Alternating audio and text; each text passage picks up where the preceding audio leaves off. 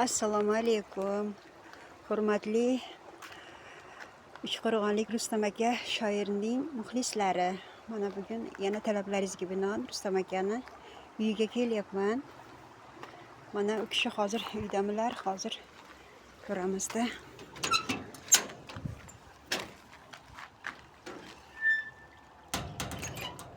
Kim bor? Mana Rustam akani uyiga keldik. Mana gullarini ham ochiltirib, guldish quvvoz ekanlar. Alloh taolo odam otani yerga tushirganda yerda obod qilish uchun odam otani tushirgan ekan.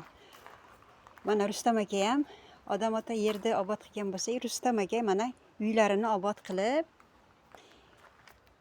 gullarni ekib, parvarishlab, mana gullarini qaranglar, chiroyli gullar bilan bezatibdi hovlisini. Rustam aka! Mana gullarni qaranglar. Hozir mana ovozi chiqyapti, mayta dam olib o'tirib shekilli. Xormeng, dam olyapsizmi? Assalomu alaykum. Ha, salomatmisiz? Sog'lig'ingiz yaxshimi? Yaxshi. Bardam baquvvat. Ishlar bilan charchamasdan. Men keldim. Dam olib o'tiribsizmi? Yana keldilaring. Ha, muxlislaringiz so'raydi-da. Yana bir yangi ijodlarimi yoki Yo, men yangi ko'rsatib beraman, aytib beraman. Lekin muxlislarim mendan so'ramasin. Bitta she'rimda ikkinchi marta qaytar demasin muxlislarim. Men bitta she'r bir marta aytaman, u ko'p odamlar qo'yvoryapti qayta. Uni keragi yo'q. Uni foydasi ham yo'q. Shu talab qildi, chiqsam shaharga, shu ijodlar doim so'rashadi. Shu ikkita talabni aytib beraman. Bundan keyin menga talab qilishmasin. Bitta she'rni men bir marta aytaman. Ikkinchi marta qaytarsam qiziq qolmaydi.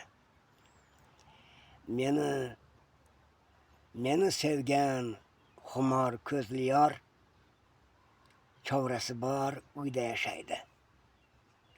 Shu chovraga Husayn uzum har bahorda shoxini tashlaydi. Uzumni bir pana joyda yorginamni zor kutaman. U keladi, kulib, quvonib, qo'llariga gullar tutaman. Dildan sevgan go'zal yorimni yangalari yo'ldan uribdi. Bizni payvastlab turgan uzum yor ovozidan quribdi.